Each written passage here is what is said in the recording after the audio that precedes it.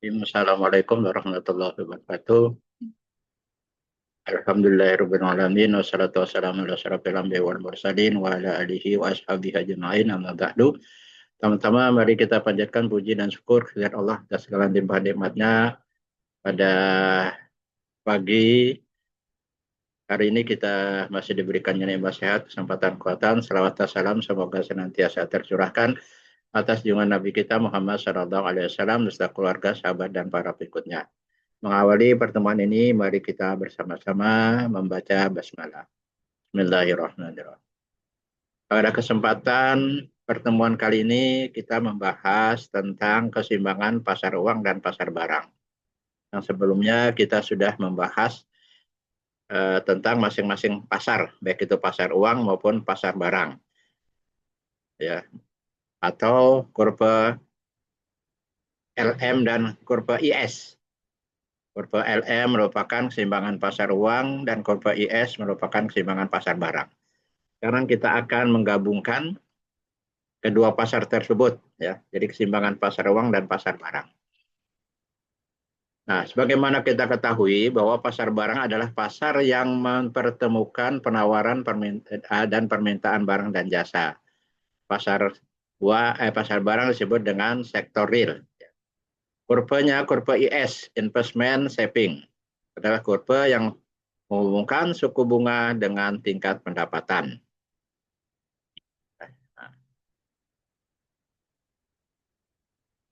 Konsumsi, C itulah fungsi daripada Y. Investasi merupakan fungsi daripada bunga. Ya. Nah, dalam keseimbangan perekonomian dua sektor, C itu tambah S. Ya. Y sama dengan C plus S. Atau S sama dengan Y min C. Ya.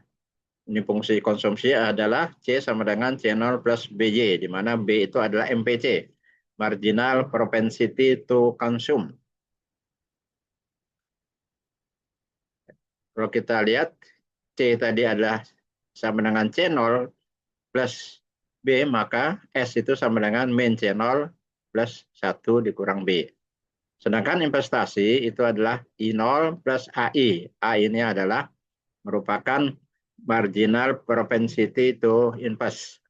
Marginal propensity to investment. Nah, di mana A ini adalah perubahan I, ya, perubahan investasi dibagi dengan perubahan tingkat bunga. Di mana A itu harus lebih kecil daripada 0. Nah, keseimbangan pasar barang itu IS, ya, I sama dengan S. Nah, kalau kita lihat tabel ini di mana kita bisa menentukan fungsi konsumsi, ya, fungsi konsumsi dan juga fungsi investasi, ya, fungsi investasi.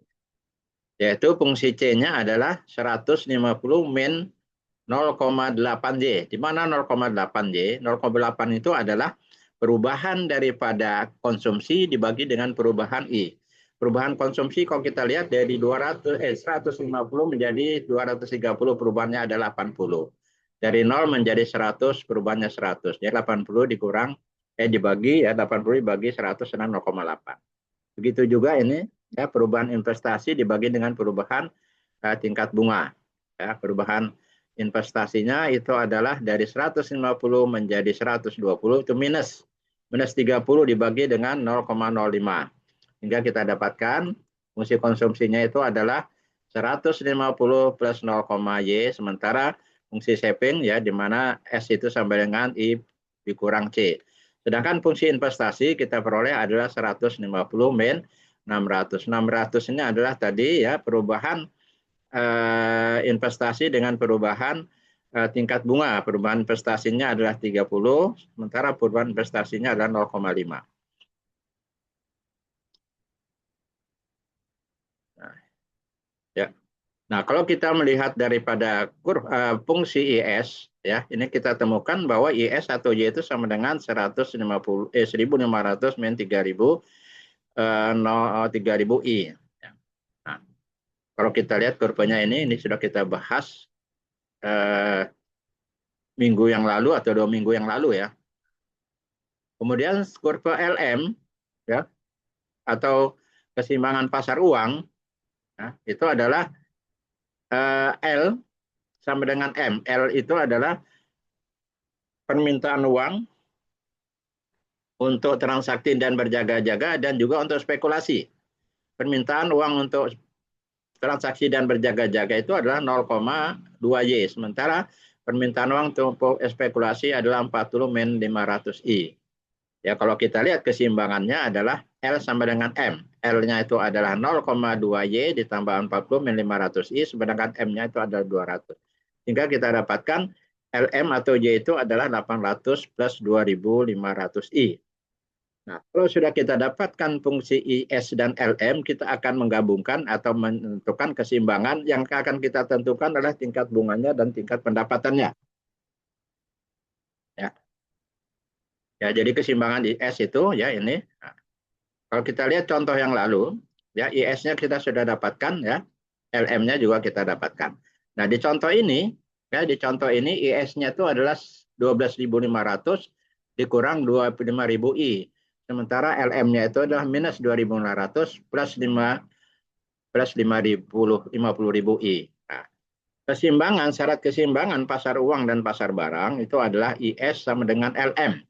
IS-nya itu adalah 12.500 dikurang 25.000I sama dengan min 2.500 plus 50.000I. Sehingga kita dapatkan bahwa I-nya itu adalah 0,2 atau 20%. Nah, kalau 0,2 ini kita substitusi ke dalam salah satu persamaannya, kita dapatkan bahwa Y-nya itu adalah 7.500. Y-nya itu adalah 7.500. Ya, nah, ya ini contoh berikutnya ya. Nah, contoh berikutnya ini permintaan uang dan sebagainya. Ya, intinya bahwa keseimbangan pasar uang dan pasar barang itu adalah IS sama dengan LM. Ya, kurva IS sama dengan kurva LM. Nah, kalau kita lihat ini ya, kita akan dapatkan berapa I-nya, berapa Y-nya.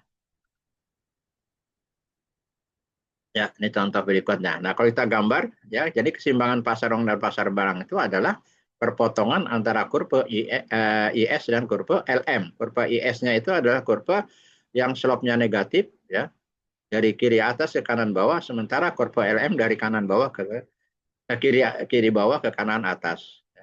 Pertemuan antara kurva IS dan kurva LM itu adalah merupakan keseimbangan pasar uang dan pasar barang. Ya, nah, kurva IS dan kurva LM ini bisa bergeser ya tergantung daripada beberapa faktor. Ya, misalnya pengeluaran pemerintah, besarnya pengeluaran konsumsi, pembayaran transfer payment, pajak, jumlah uang beredar, tingkat bunga dan tingkat inflasi. Ya, nah ini contoh. Nah, berikutnya nanti bisa Anda bahas atau Anda pelajari ya nanti slide kita akan kirim. Saya kira mungkin itu dulu ya terkait dengan keseimbangan pasar uang dan pasar barang. Terima kasih atas perhatiannya. Mohon maaf atas kurangnya. Kita akhiri pertemuan ini bersama-sama baca. Alhamdulillah. Alhamdulillah. Assalamualaikum warahmatullahi wabarakatuh.